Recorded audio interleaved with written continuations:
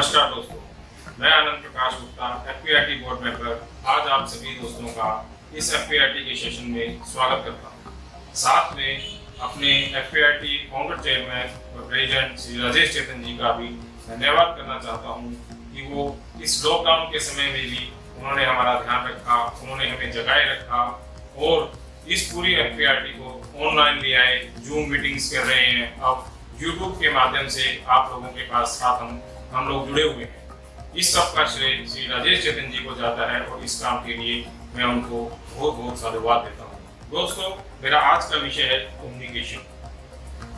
दोस्तों, जैसे कि हम सब जानते हैं कि जंगल का राजा है शेर, ऐसे ही फलों के राजा है आम और हमारी बॉलीवुड के शहंशाह हैं श्री अमिताभ बच्चन जी। ऐसे ही हर स्किल का भी एक राजा होता है और वो है कम्युनिकेशन। इस दुनिया में जितनी भी स्किल हैं उन सब के राजा है कम्युनिकेशन।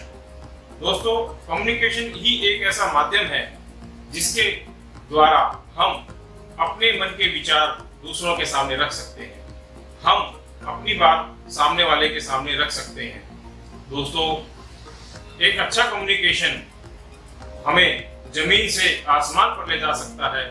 ऐसे ही एक अगर हमारे कम्युनिकेशन में प्रॉब्लम है तो वही कम्युनिकेशन हमें अर्थ से फर्श पर ला सकता है।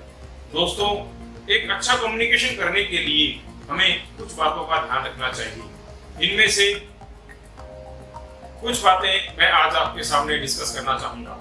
दोस्तों, सबसे पहले आता है इसके अंदर कम्युनिकेशन। जब भी हम किसी के साथ किसी भी अपने परिवार में या अपने दोस्त में या समाज में या ये मैं कहूँ कि अपने क्लाइंट के साथ जब भी हम कोई कम्युनिकेशन कर रहे होते हैं, अपनी बात रख रहे होते हैं, तो कुछ चीज़ों का हमें ध्यान रखना बहुत जरूरी हो जाता है। दोस्तों, कम्युनिकेशन का सबसे पहला स्टेप है लिसनिंग। अगर कोई व्यक्ति अच्छा लिसनर नहीं है तो वो एक अच्छा कम्युनिकेटर भी नहीं बन सकता। दोस्तों, लिसनिंग इसलिए जरूरी है क्योंकि हम इसके माध्यम से ये जान सकते हैं कि सामने वाला व्यक्ति हमसे क्या कहना चाहता है, उसकी हमसे क्या एक्सपेक्टेशन है, वो हमसे क्या चाहता है। दोस्तों, हमें लिसनिंग सिर्फ सुनने के लिए नहीं करनी होती या हमें उसकी सामने वाले की बात का जवाब देना है इसके लिए लिसनिंग नहीं करनी होती। हमें लिसनिंग करनी होती है उसकी बातों को समझने के लिए, ताकि हम अगर ध्यान से उसकी बात को समझेंगे तो हम उसकी बात का या उसकी विचारों का जो भी वो हमसे जानना चाहता है वो हम अच्छे ढंग से उसकी बात को जवाब आंसर दे पाएंगे। दोस्तों, कई बार हम देखते हैं कि सामने वाले की बात लंबी हो जाती है और हम बीच में टोक देते हैं। हमें ऐसा बिल्कुल नहीं करना चाहिए। दोस्तों, अगर सामने वाला व्यक्ति ज्यादा लंबा बात कर रहा है या अपनी बात को उसकी बात थोड़ी लंबी है तो हमें क्या करना चाहिए कि हमें उसकी बात के कुछ जो मेजर पॉइंट है वो लिख लेने चाहिए, ताकि जब उसकी बात खत्म हो, पूरी बात हो जाए, तब हम उसकी बात को उसके पॉइंट के हिसाब से आंसर कर सकें। और अगर हम एक अच्छे लिसनर हैं तो हम उसकी बात को अच्छे से समझेंगे और अच्छे से समझकर अगर हम उसकी बात का जवाब देंगे तो उसको लगेगा कि इस सामने वाले व्यक्ति ने मेरी बात को समझा और फिर मेरी बात का जवाब दिया। इससे उसका कॉन्फिडेंस लेवल भी बढ़ेगा और वो हमारी बात को भी सुनेगा। दोस्तों, कम्युनिकेशन का दूसरा पहलू होता है हमारी बॉडी लैंग्वेज। दोस्तों, बॉडी लैंग्वेज के माध्यम से हम अपनी बात को बहुत अच्छे ढंग से और बड़े इफेक्टिव ढंग से सामने वाले के सामने रख सकते हैं। दोस्तों, हमारे कम्युनिकेशन के अंदर तीन चीजें सबसे महत्वपूर्ण होती हैं। एक है बॉडी लैंग्वेज, दूसरा है हमारी वॉइस ऑफ टोन और तीसरे हैं हमारे शब्द जो हम बोल रहे हैं। दोस्तों, इन सब में जो हमारी बॉडी लैंग्वेज है वो काम करती है हमारे कम्युनिकेशन के अंदर 50% का। जो भी बात मैं आपसे बोल रहा हूँ इसके अंदर मेरी बॉडी लैंग्वेज का 50% शेयर है।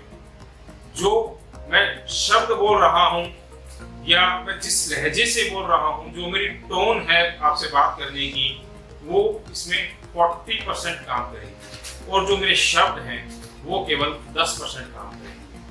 दोस्तों, इसका बहुत बड़ा एग्जाम्पल है एक वर्ल्ड के सबसे बड़े कॉमेडियन चार्ली चैपलिन जी, जिन्होंने अपनी जिंदगी में टीवी पर या मीडिया के सामने अपने मुंह से कभी कुछ नहीं बोला और वो संसार के नंबर 1 कॉमेडियन बने। दोस्तों, उन्होंने सिर्फ अपनी बॉडी लैंग्वेज का इस्तेमाल किया और लोगों को खूब हंसाया। तो दोस्तों, आप समझ सकते हो कि हमारी बॉडी लैंग्वेज कितना काम करती है हमारे कम्युनिकेशन को और इफेक्टिव करने के लिए। दोस्तों, आपको एक बात और बताना चाहता हूं, हमारे जो शब्द हैं या मेरी जो टोन है या मेरी बॉडी लैंग्वेज है, इसमें से शब्दों को सिर्फ हम दिमाग से कंट्रोल कर सकते हैं, अपने वॉइस ऑफ टोन को और बॉडी लैंग्वेज को ये हमारा दिमाग कंट्रोल नहीं कर सकता। इसको कंट्रोल करने के लिए हमारे जो इमोशंस हैं वो काफी काम करते हैं। इसलिए जब भी हम किसी क्लाइंट के पास जाएं तो हमें हमारी बॉडी लैंग्वेज का बहुत ज्यादा ध्यान रखना होता है। बॉडी लैंग्वेज में आता है हमारी ड्रेसिंग सेंस, हमारी कॉन्फिडेंस, हमारा कॉन्फिडेंस। अगर हम कॉन्फिडेंट नहीं है तो सामने वाला 1 मिनट में समझ जाएगा हमारी बॉडी लैंग्वेज से ये सामने वाला बंदा कॉन्फिडेंट नहीं है। हमारा आई कांटेक्ट, हमारी स्माइल, अगर मैं स्माइलिंग फेस लेके आपके सामने आऊंगा तो नेचुरली आप उससे कनेक्ट करने में ज्यादा इजी महसूस करेंगे। ऐसे ही अगर मेरे मान लीजिए कपड़े गंदे हैं या मेरे शरीर से पसीने की स्मेल आ रही है या मैंने शेव नहीं की है या मेरे नाखून बड़े हैं, तो इससे सामने वाले आदमी पर नेगेटिव इफेक्ट पड़ सकता है। तो दोस्तों, इन सब चीजों का हमें ध्यान रखना जरूरी है। जब भी हम क्लाइंट के सामने जाएं या क्लाइंट से हम बात करें, चाहे वो उसके ऑफिस में हो, उसके घर पर हो, हम किसी फंक्शन में हो या हम मार्केट में कभी किसी से मिलें या किसी अपने दोस्त से मिले, रिश्तेदार से मिले, तो हमें हमेशा एक ओपन बॉडी लैंग्वेज का ध्यान रखना चाहिए। जैसे कि मैं अब आपके सामने खड़ा हूं, ऐसा नहीं है कि ओपन बॉडी लैंग्वेज का मतलब ये नहीं है कि मैं ऐसे फन के खड़ा हो जाऊं। ऐसे भी सामने वाला आदमी को लगेगा मैं इगोइस्ट हूं।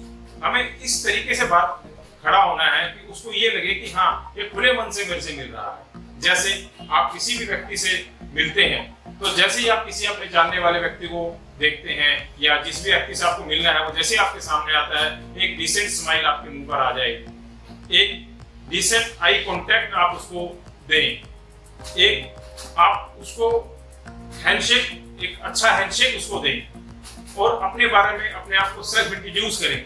सेल्फ इंट्रोड्यूस जैसे, hello Ramesh ji, I am Anand Prakash Gupta, मैं 1997 से फाइनेंशियल कंसल्टेंट हूं और आज मैं आपसे आपकी रिटायरमेंट के बारे में 20 मिनट बात करने के लिए आपके पास आया हूं। तो जब हम इतनी बात सामने वाले को बता देते हैं तो उसको लगता है कि उसको मेरे बारे में सब कुछ पता लग गया कि मैं एक फाइनेंशियल कंसल्टेंट हूँ, 1997 से मैं काम कर रहा हूँ और आज मैं उसके पास उसकी रिटायरमेंट के लिए आया हूँ और 20 मिनट में उसके पास उससे इस रिटायरमेंट के लिए बात करने के लिए मेरे को समय चाहिए। ऐसे ही वो उसका कॉन्फिडेंस, इन सब बातों को जानने के बाद उसका कॉन्फिडेंस मुझसे मिलेगा, मेरे प्रति बढ़ेगा। ये सब बातें जानने के बाद जब मैंने अपना नाम बताया, मैंने अपना ये बताया कि मैं किस प्रोफेशन हूँ, मैं कब से हूँ और मैं किस लिए आपके पास आया हूँ, कितने समय के लिए आपके साथ हूँ, तो ये सब बातें जानने के बाद उसका कॉन्फिडेंस लेवल बढ़ेगा और वो मुझसे ज्यादा अच्छे से कनेक्ट कर पाएगा। ऐसे ही बॉडी लैंग्वेज में, हमारी बॉडी लैंग्वेज में हाथों की मूवमेंट बहुत ज्यादा जरूरी है। अगर हम हाथों की मूवमेंट नहीं कर रहे, मैं आपके सामने ऐसे खड़ा हो जाऊं सिंपल और बातें बोलने स्टार्ट कर दूं, तो हो सकता है कि आपको लगे कि ये कोई क्या, मतलब आपका इंटरेस्ट उतना नहीं होगा जितना अब इंटरेस्ट आपका आ रहा है। इसलिए हमें हमारी बॉडी लैंग्वेज का ध्यान रखना बहुत जरूरी है। हमारे कम्युनिकेशन का एक और बहुत जरूरी पहलू है, वो है वॉइस ऑफ टोन। दोस्तों, वॉइस ऑफ टोन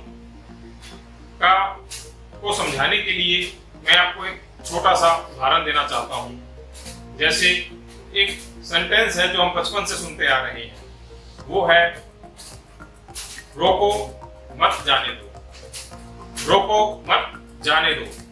दोस्तों, आपने देखा कि मैंने एक सेंटेंस को बोला, 2 बार बोला और उसको मैंने सिर्फ अपनी वॉइस टोन को चेंज किया और उसका पूरा मतलब बदल गया।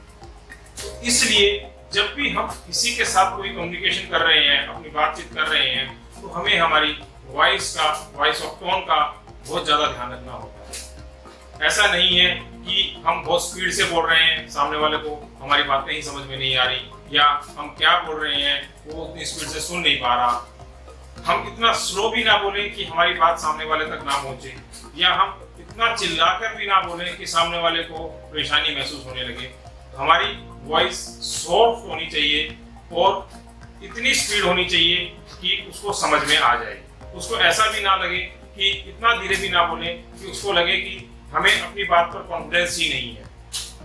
तो हमें हमारी वॉइस का कंट्रोल रखना है ताकि हमें हमारी वॉइस के ऊपर कंट्रोल रहे और हमारी बात जो हम उसको कहना चाहते हैं एक सहज तरीके से सामने वाले को समझा सकें।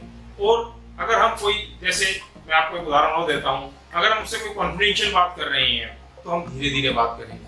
अगर हम कोई कॉन्फिडेंस की बात करें कि सर मेरी गारंटी आप ये काम कीजिए, तो आप थोड़ा जोर लगा के बात करोगे। अगर आप कोई इससे कॉन्फिडेंशियल बात कर रहे हैं, सर मैं आपको कॉन्फिडेंस की बात करता हूँ, ये ऐसे है, किसी और को पता नहीं, सिर्फ आपको बता रहा हूँ। तो अगर आप, मैंने आपको दो बातें बताई कि अगर आप कॉन्फिडेंशियल बात बता रहे हैं तो स्लो, धीरे से बताएंगे, और अगर आप कोई कॉन्फिडेंस देने की बात कर रहे हैं, सामने वाले कॉन्फिडेंस देना है आपको, तो आप बड़े ही कॉन्फिडेंस के साथ और तेज आवाज में बात करेंगे। इससे सामने वाले को कॉन्फिडेंस आएगा। तो दोस्तों मेरा कहने का मतलब ये है कि जब भी आप सामने वाले से बात करें तो आप क्या बोलना चाहते हैं, अपनी वॉइस के टोन को उसके हिसाब से रखें, ताकि आपके शब्द, आपकी बॉडी लैंग्वेज और आपकी वॉइस सामने वाले बंदे को ये ना लगे, या सामने वाले व्यक्ति को ये ना लगे कि आप बोल कुछ रहे हैं, आपकी बॉडी कुछ और बोल रही है और आपकी वॉइस ऑफ टोन कुछ और बोल रही है। इसलिए हमें वॉइस ऑफ टोन का बहुत ज्यादा ध्यान रखना है। अगर हम वॉइस ऑफ टोन का ध्यान नहीं रखेंगे तो हो सकता है हम कहना कुछ चाहते हैं और वो सामने वाला समझ कुछ नहीं। कई बार हमें ये देखने में आता है कि मैं कुछ कहना चाहता था और सामने वाले ने कुछ और समझ लिया। इसका मतलब ये है कि जो मैंने बोला, या मेरा बोले का जो लहजा था, या मेरा वॉइस ऑफ टोन जो था, उसमें कुछ प्रॉब्लम थी। अगर मैंने अपनी बात को, मेरे शब्दों को मेरे वॉइस ऑफ टोन अगर मैच कर रही है, तो मेरी बात कोई कारण ही नहीं है कि सामने वाले व्यक्ति को जो मैं समझाना चाहता हूँ वही बात उसको समझ में आए।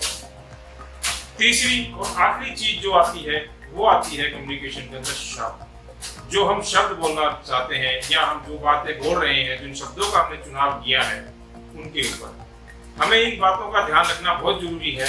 जो भी हम शब्द बोल रहे हों वो बड़े ही सभ्य शब्द हों, और कुछ शब्द ऐसे होते हैं जो कि हमें हमारा कॉन्फिडेंस डाउन, अगर हम उनको यूज करें तो हमें उससे लगता है कि हमारा कॉन्फिडेंस डाउन हो। जैसे हम अगर बात करें बारी बारी, मतलब शब्द यूज करते हैं, कुछ लोग कुछ लोकल लैंग्वेज यूज करते हैं, तो लोकल लैंग्वेज यूज करने में प्रॉब्लम नहीं है। जैसे कि मैं कहूँ मैं वहाँ गया था, मतलब वहाँ पे गया मैं, मतलब मैंने आपको सब बातें समझाई, मतलब तो ये शब्द जैसे मतलब मैं बारी बारी यूज कर रहा हूँ, तो इससे सामने वाले को मेरे कॉन्फिडेंस में कमी लग सकती है। इसलिए मुझे जब भी मैं किसी सामने वाले व्यक्ति से अगर कोई मीटिंग के लिए जा रहा हूँ तो मुझे मेरी स्क्रिप्ट पूरी तैयार करके जानी चाहिए, ताकि मैं अपनी बात एक फिक्स समय में कर सकूं और वही बात बोलूं जो मैं तय करके गया हूं, ताकि मेरा कॉन्फिडेंस भी लूज ना हो और सामने वाले को मैं अपनी पूरी बात कह भी पाऊं। ऐसा ना हो कि मैं 1 घंटा लगा के आऊं, आधा घंटा लगाने गया था 1 घंटा लगा भी आऊं और बाद में पता लगा मैं तो ये बात कहनी भूल गया या वो बात कहनी भूल गया, और वो शब्दों का चयन प्रॉपर नहीं हुआ, या मेरे मुंह से ये शब्द निकल गया, या मेरे मुंह से वो शब्द निकल गया, या मैं इंग्लिश में बोलना चाहता था ये शब्द मैंने हिंदी में बोल दिया। तो इसलिए हमें हमारे शब्दों का ध्यान रखना बहुत जरूरी है। और शब्दों के साथ साथ एक चीज और भी ध्यान रखनी चाहिए, हमें हमारी लैंग्वेज का, जो लैंग्वेज हम यूज कर रहे हैं, हमें ये जानना बहुत जरूरी है कि सामने वाला आदमी या सामने वाला व्यक्ति जो है वो उस लैंग्वेज में कंफर्टेबल है कि नहीं। जैसे मैं अब हरियाणा से आता हूँ, मेरी भाषा में कई बार हरियाणवी शब्द आ जाते हैं, मैं कोशिश करता हूँ कि वो ना आए, लेकिन वो आ जाते हैं। ऐसे ही हो सकता है कि वो हरियाणवी शब्द सुन के सामने वाले आदमी के मन में जाए ये तो मोलट है और वो अनकंफर्टेबल हो जाए। ऐसे ही कुछ लोग, जैसे मैं देखता हूँ कि अपनी बातों में पंजाबी का बहुत ज्यादा यूज करते हैं। हो सकता है सामने वाले व्यक्ति को पंजाबी शब्द का, उस पर्टिकुलर पंजाबी शब्द का मतलब ना पता हो, और वो पूरी बात आप जो आप कहना चाहते हो आपने बड़े अच्छे ढंग से कही, पर उसको अपने उस शब्द का मतलब ही नहीं पता था और वो बात आपकी पूरी खत्म हो। ऐसे ही कई बार मैंने देखा है कि कुछ लोग कहीं भी जाएंगे इंग्लिश में बात करना पसंद करेंगे।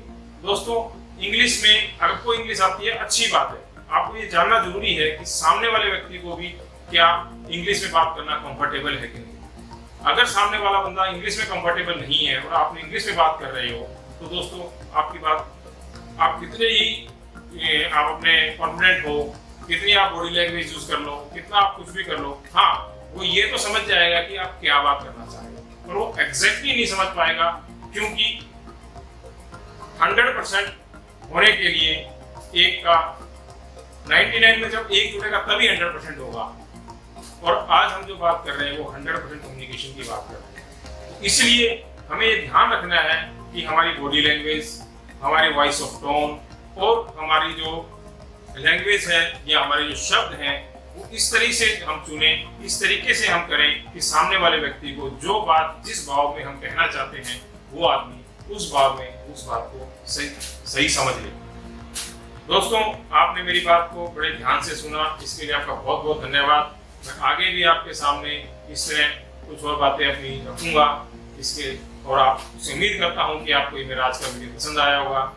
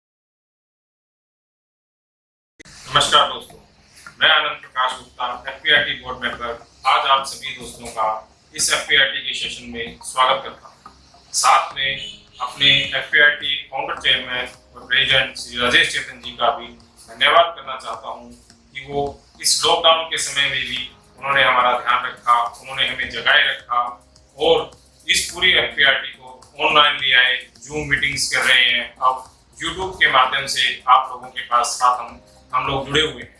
इस सब का श्रेय श्री राजेश चेतन जी को जाता है और इस काम के लिए मैं उनको बहुत बहुत साधुवाद देता हूँ। दोस्तों, मेरा आज का विषय है कम्युनिकेशन। दोस्तों, जैसे कि हम सब जानते हैं कि जंगल का राजा है शेर, ऐसे ही फलों के राजा है आम और हमारी बॉलीवुड के शहंशाह हैं श्री अमिताभ बच्चन जी। ऐसे ही हर स्किल का भी एक राजा होता है और वो है कम्युनिकेशन। इस दुनिया में जितनी भी स्किल हैं उन सब के राजा है कम्युनिकेशन। दोस्तों, कम्युनिकेशन ही एक ऐसा माध्यम है जिसके द्वारा हम अपने मन के विचार दूसरों के सामने रख सकते हैं, हम अपनी बात सामने वाले के सामने रख सकते हैं। दोस्तों, एक अच्छा कम्युनिकेशन हमें जमीन से आसमान पर ले जा सकता है। ऐसे ही एक अगर हमारे कम्युनिकेशन में प्रॉब्लम है तो वही कम्युनिकेशन हमें अर्श से फर्श पर ला सकता है। दोस्तों, एक अच्छा कम्युनिकेशन करने के लिए हमें कुछ बातों का ध्यान रखना चाहिए। इनमें से कुछ बातें मैं आज आपके सामने डिस्कस करना चाहूंगा। दोस्तों, सबसे पहले आता है इसके अंदर कम्युनिकेशन। जब भी हम किसी के साथ किसी भी अपने परिवार में या अपने दोस्त में या समाज में या ये मैं कहूँ कि अपने क्लाइंट के साथ जब भी हम कोई कम्युनिकेशन कर रहे होते हैं, अपनी बात रख रहे होते हैं, तो कुछ चीज़ों का हमें ध्यान रखना बहुत जरूरी हो जाता है। दोस्तों, कम्युनिकेशन का सबसे पहला स्टेप है लिसनिंग। अगर कोई व्यक्ति अच्छा लिसनर नहीं है तो वो एक अच्छा कम्युनिकेटर भी नहीं बन सकता। दोस्तों, लिसनिंग इसलिए जरूरी है क्योंकि हम इसके माध्यम से ये जान सकते हैं कि सामने वाला व्यक्ति हमसे क्या कहना चाहता है, उसकी हमसे क्या एक्सपेक्टेशन है, वो हमसे क्या चाहता है। दोस्तों, हमें लिसनिंग सिर्फ सुनने के लिए नहीं करनी होती या हमें उसकी सामने वाले की बात का जवाब देना है इसके लिए लिसनिंग नहीं करनी होती। हमें लिसनिंग करनी होती है उसकी बातों को समझने के लिए, ताकि हम अगर ध्यान से उसकी बात को समझेंगे तो हम उसकी बात का या उसकी विचारों का जो भी वो हमसे जानना चाहता है वो हम अच्छे ढंग से उसकी बात को जवाब आंसर दे पाएंगे। दोस्तों, कई बार हम देखते हैं कि सामने वाले की बात लंबी हो जाती है और हम बीच में टोक देते हैं। हमें ऐसा बिल्कुल नहीं करना चाहिए। दोस्तों, अगर सामने वाला व्यक्ति ज्यादा लंबा बात कर रहा है या अपनी बात को उसकी बात थोड़ी लंबी है तो हमें क्या करना चाहिए कि हमें उसकी बात के कुछ जो मेजर पॉइंट हैं वो लिख लेने चाहिए, ताकि जब उसकी बात खत्म हो, पूरी बात हो जाए, तब हम उसकी बात को उसके पॉइंट के हिसाब से आंसर कर सकें। और अगर हम एक अच्छे लिसनर हैं तो हम उसकी बात को अच्छे से समझेंगे और अच्छे से समझकर अगर हम उसकी बात का जवाब देंगे तो उसको लगेगा कि इस सामने वाले व्यक्ति ने मेरी बात को समझा और फिर मेरी बात का जवाब दिया। इससे उसका कॉन्फिडेंस लेवल भी बढ़ेगा और वो हमारी बात को भी सुनेगा। दोस्तों, कम्युनिकेशन का दूसरा पहलू होता है हमारी बॉडी लैंग्वेज। दोस्तों, बॉडी लैंग्वेज के माध्यम से हम अपनी बात को बहुत अच्छे ढंग से और बड़े इफेक्टिव ढंग से सामने वाले के सामने रख सकते हैं। दोस्तों, हमारे कम्युनिकेशन के अंदर तीन चीजें सबसे महत्वपूर्ण होती हैं। एक है बॉडी लैंग्वेज, दूसरा है हमारी वॉइस ऑफ टोन और तीसरे हैं हमारे शब्द जो हम बोल रहे हैं। दोस्तों, इन सब में जो हमारी बॉडी लैंग्वेज है वो काम करती है हमारे कम्युनिकेशन के अंदर 50% का। जो भी बात मैं आपसे बोल रहा हूँ इसके अंदर मेरी बॉडी लैंग्वेज का 50% शेयर है। जो मैं शब्द बोल रहा हूँ या मैं जिस लहजे से बोल रहा हूँ, जो मेरी टोन है आपसे बात करने की, वो इसमें 40% काम करेगी और जो मेरे शब्द हैं वो केवल 10% काम करेंगे। दोस्तों, इसका बहुत बड़ा एग्जाम्पल है एक हिंदुस्तान वर्ल्ड के सबसे बड़े कॉमेडियन चार्ली चैपलिन जी, जिन्होंने अपनी जिंदगी में टीवी पर या मीडिया के सामने अपने मुंह से कभी कुछ नहीं बोला और वो संसार के नंबर 1 कॉमेडियन बने। दोस्तों, उन्होंने सिर्फ अपनी बॉडी लैंग्वेज का इस्तेमाल किया और लोगों को खूब हंसाया। तो दोस्तों, आप समझ सकते हो कि हमारी बॉडी लैंग्वेज कितना काम करती है हमारे कम्युनिकेशन को और इफेक्टिव करने के लिए। दोस्तों, आपको एक बात और बताना चाहता हूँ, हमारे जो शब्द हैं या मेरी जो टोन है या मेरी बॉडी लैंग्वेज है, इसमें से शब्दों को सिर्फ हम दिमाग से कंट्रोल कर सकते हैं, अपने वॉइस ऑफ टोन को और बॉडी लैंग्वेज को ये हमारा दिमाग कंट्रोल नहीं कर सकता। इसको कंट्रोल करने के लिए हमारे जो इमोशंस हैं वो काफी काम करते हैं। इसलिए जब भी हम किसी क्लाइंट के पास जाएं तो हमें हमारी बॉडी लैंग्वेज का बहुत ज्यादा ध्यान रखना होता है। बॉडी लैंग्वेज में आता है हमारी ड्रेसिंग सेंस, हमारी कॉन्फिडेंस, हमारा कॉन्फिडेंस। अगर हम कॉन्फिडेंट नहीं है तो सामने वाला 1 मिनट में समझ जाएगा हमारी बॉडी लैंग्वेज से ये सामने वाला बंदा कॉन्फिडेंट नहीं है। हमारा आई कांटेक्ट, हमारी स्माइल, अगर मैं स्माइलिंग फेस लेके आपके सामने आऊंगा तो नेचुरली आप उससे कनेक्ट करने में ज्यादा इजी महसूस करेंगे। ऐसे ही अगर मेरे मान लीजिए कपड़े गंदे हैं या मेरे शरीर से पसीने की स्मेल आ रही है या मैंने शेव नहीं की है या मेरे नाखून बड़े हैं, तो इससे सामने वाले आदमी पर नेगेटिव इफेक्ट पड़ सकता है। तो दोस्तों, इन सब चीजों का हमें ध्यान रखना जरूरी है। जब भी हम क्लाइंट के सामने जाएं या क्लाइंट से हम बात करें, चाहे वो उसके ऑफिस में हो, उसके घर पर हो, हम किसी फंक्शन में हो या हम मार्केट में कभी किसी से मिले या किसी अपने दोस्त से मिले, रिश्तेदार से मिले, तो हमें हमेशा एक ओपन बॉडी लैंग्वेज का ध्यान रखना चाहिए। जैसे कि मैं अब आपके सामने खड़ा हूं, ऐसा नहीं है कि ओपन बॉडी लैंग्वेज का मतलब ये नहीं है कि मैं ऐसे बन के खड़ा हो जाऊं। ऐसे भी सामने वाला आदमी को लगेगा मैं इगोइस्ट हूं। हमें इस तरीके से बात खड़ा होना है कि उसको ये लगे कि हाँ, ये खुले मन से मेरे से मिल रहा है।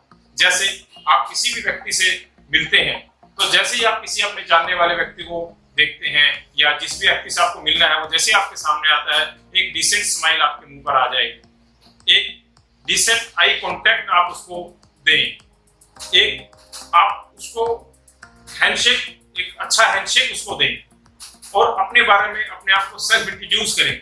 सेल्फ इंट्रोड्यूस जैसे, hello Ramesh ji, I am Anand Prakash Gupta, मैं 1997 से फाइनेंशियल कंसल्टेंट हूं और आज मैं आपसे आपकी रिटायरमेंट के बारे में 20 मिनट बात करने के लिए आपके पास आया हूं। तो जब हम इतनी बात सामने वाले को बता देते हैं तो उसको लगता है कि उसको मेरे बारे में सब कुछ पता लग गया कि मैं एक फाइनेंशियल कंसल्टेंट हूँ, 1997 से मैं काम कर रहा हूँ और आज मैं उसके पास उसकी रिटायरमेंट के लिए आया हूँ और 20 मिनट में उसके पास उससे इस रिटायरमेंट के लिए बात करने के लिए मेरे को समय चाहिए। ऐसे ही वो उसका कॉन्फिडेंस, इन सब बातों को जानने के बाद उसका कॉन्फिडेंस मुझसे मिलेगा, मेरे प्रति बढ़ेगा। ये सब बातें जानने के बाद जब मैंने अपना नाम बताया, मैंने अपना ये बताया कि मैं किस प्रोफेशन हूँ, मैं कब से हूँ और मैं किस लिए आपके पास आया हूँ, कितने समय के लिए आपके साथ हूँ, तो ये सब बातें जानने के बाद उसका कॉन्फिडेंस लेवल बढ़ेगा और वो मुझसे ज्यादा अच्छे से कनेक्ट कर पाएगा। ऐसे ही बॉडी लैंग्वेज में, हमारी बॉडी, जैसे बॉडी लैंग्वेज में हाथों की मूवमेंट बहुत ज्यादा जरूरी है। अगर हम हाथों की मूवमेंट नहीं कर रहे, मैं आपके सामने ऐसे खड़ा हो जाऊं सिंपल और बातें बोलने स्टार्ट कर दूं, तो हो सकता है कि आपको लगे कि ये कोई क्या, मतलब आपका इंटरेस्ट उतना नहीं होगा जितना अब इंटरेस्ट आपका आ रहा है। इसलिए हमें हमारी बॉडी लैंग्वेज का ध्यान रखना बहुत जरूरी है। हमारे कम्युनिकेशन का एक और बहुत जरूरी पहलू है, वो है वॉइस ऑफ टोन। दोस्तों, वॉइस ऑफ टोन को समझाने के लिए मैं आपको एक छोटा सा उदाहरण देना चाहता हूं। जैसे एक सेंटेंस है जो हम बचपन से सुनते आ रहे हैं, वो है रोको मत जाने दो, रोको मत जाने दो। दोस्तों, आपने देखा कि मैंने एक सेंटेंस को बोला, 2 बार बोला और उसको मैंने सिर्फ अपनी वॉइस टोन को चेंज किया और उसका पूरा मतलब बदल गया। तो इसलिए जब भी हम किसी के साथ कोई कम्युनिकेशन कर रहे हैं, अपनी बातचीत कर रहे हैं, तो हमें हमारी वॉइस ऑफ टोन का बहुत ज्यादा ध्यान रखना होता है। ऐसा नहीं है कि हम बहुत स्पीड से बोल रहे हैं, सामने वाले को हमारी बातें ही समझ में नहीं आ रही, या हम क्या बोल रहे हैं वो उतनी स्पीड से सुन नहीं पा रहा। हम इतना स्लो भी ना बोले कि हमारी बात सामने वाले तक ना पहुंचे, या हम इतना चिल्लाकर भी ना बोले कि सामने वाले को परेशानी महसूस होने लगे। हमारी वॉइस सॉफ्ट होनी चाहिए और इतनी स्पीड होनी चाहिए कि उसको समझ में आ जाए। उसको ऐसा भी ना लगे कि इतना धीरे भी ना बोले कि उसको लगे कि हमें अपनी बात पर कॉन्फिडेंस ही नहीं है। तो हमें हमारी वॉइस का कंट्रोल रखना है ताकि हमें हमारी वॉइस के ऊपर कंट्रोल रहे और हमारी बात जो हम उसको कहना चाहते हैं एक सहज तरीके से सामने वाले को समझा सकें। और अगर हम कोई, जैसे मैं आपको एक उदाहरण और देता हूं, अगर हम उससे कोई कॉन्फिडेंशियल बात कर रहे हैं तो हम धीरे धीरे बात करेंगे। अगर हम कोई कॉन्फिडेंस की बात करें कि सर मेरी गारंटी आप ये काम कीजिए, तो आप थोड़ा जोर लगा के बात करोगे।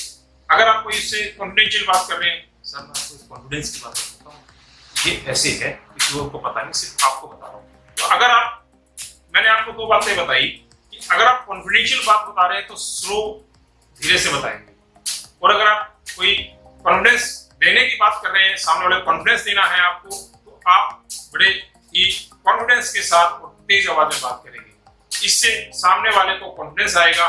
तो दोस्तों, मेरा कहने का मतलब ये है कि जब भी आप सामने वाले से बात करें तो आप क्या बोलना चाहते हैं, अपनी वॉइस की टोन को उसके हिसाब से रखें, ताकि आपके शब्द, आपकी बॉडी लैंग्वेज और आपकी वॉइस सामने वाले बंदे को ये ना लगे, या सामने वाले व्यक्ति को ये ना लगे कि आप बोल कुछ रहे हैं, आपकी बॉडी कुछ और बोल रही है और आपकी वॉइस ऑफ टोन कुछ और बोल रही है। इसलिए हमें वॉइस ऑफ टोन का बहुत ज्यादा ध्यान रखना है। अगर हम वॉइस ऑफ टोन का ध्यान नहीं रखेंगे तो हो सकता है हम कहना कुछ चाहते हैं और वो सामने वाला समझ कुछ ले। कई बार हमें ये देखने में आता है कि मैं कुछ कहना चाहता था और सामने वाले ने कुछ और समझ लिया। इसका मतलब ये है कि जो मैंने बोला, या मेरा बोलने का जो लहजा था, या मेरा वॉइस ऑफ टोन जो था, उसमें कुछ प्रॉब्लम थी। अगर मैंने अपनी बात को, मेरे शब्दों को मेरे वॉइस ऑफ टोन अगर मैच कर रही है, तो मेरी बात कोई कारण ही नहीं है कि सामने वाले व्यक्ति को जो मैं समझाना चाहता हूँ वही बात उसको समझ में आए।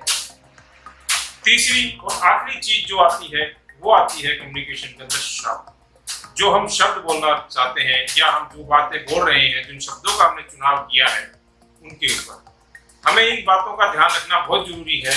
जो भी हम शब्द बोल रहे हों वो बड़े ही सभ्य शब्द हों, और कुछ शब्द ऐसे होते हैं जो कि हमें हमारा कॉन्फिडेंस डाउन, अगर हम उनको यूज करें तो हमें उससे लगता है कि हमारा कॉन्फिडेंस डाउन हो। जैसे हम अगर बात करें बारी बारी, मतलब शब्द यूज करते हैं, कुछ लोग कुछ लोकल लैंग्वेज यूज करते हैं, तो लोकल लैंग्वेज यूज करने में प्रॉब्लम नहीं है।